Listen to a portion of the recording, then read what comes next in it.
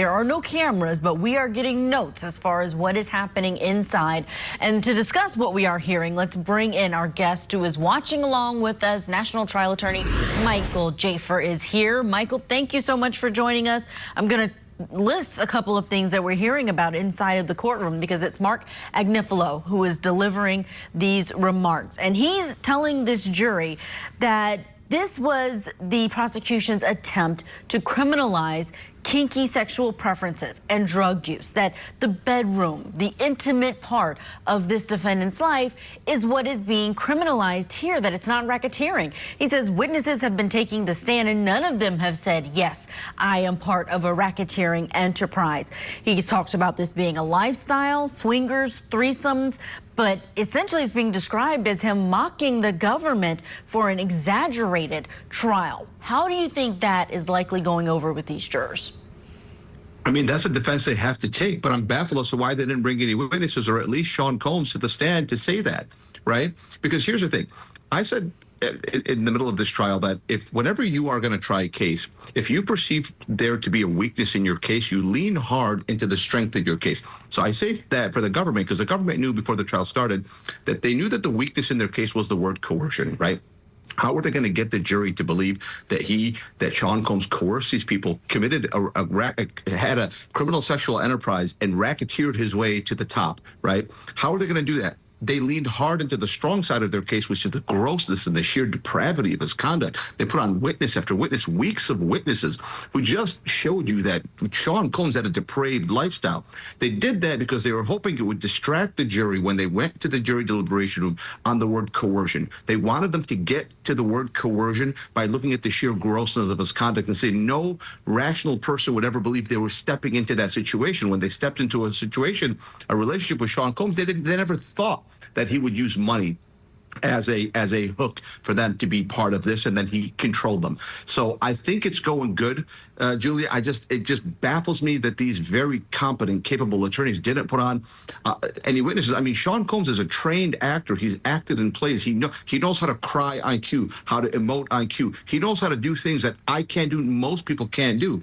So he would have been a perfect witness to carry that flag before the closing argument, because that would have been the last thing the jury heard before they heard closing arguments. We would have seen Sean Combs on the stand cry, beg, plead. I love these people. I would have never done that, because the way they're explaining it, it's rational in a vacuum, but the jury are not going to deliberate in a vacuum. They just saw weeks of really disgusting, grotesque evidence put on by the federal government. So we'll see what happens. Interesting opinion that you think he should have taken the stand in his own defense. Let's bring in National Trial Attorney Mike Jaafar while we are watching this really important witness on the stand. Michael, this is a witness who received immunity in this case. How do you feel about the fact that this defendant is the only one charged in this melee where a lot of people were throwing punches, a lot of people were shoving and attacking cars?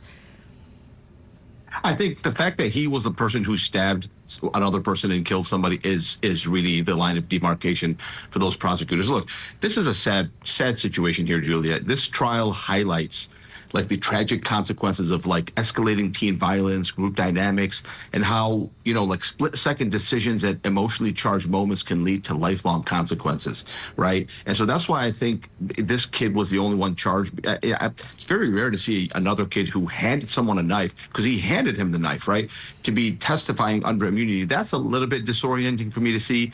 I don't see why he wasn't charged as well. It's not like they wouldn't have had his testimony or enough evidence, but the fact that this defendant is the only one actually charged with murder, you know, I could go with it. But at the end of the day, this kid handed him the knife. It could have gone either way. It is a little bit disorienting, a little bit disappointing. If I was the father or the brother of the kid who was killed, I probably would feel very disappointed that the kid who handed him the knife gets to walk free and not be charged. Maybe he'll be charged later on. Maybe after this is done, he'll be charged with accessory before the fact or something like that. But it is a little bit disorienting. Well, you're talking about Jack Snyder. He was the witness that testified yesterday. One of the other friends who handed the knife got immunity, is our understanding. The same with Tyler Da Silva, who's testifying now, who was also in that vehicle.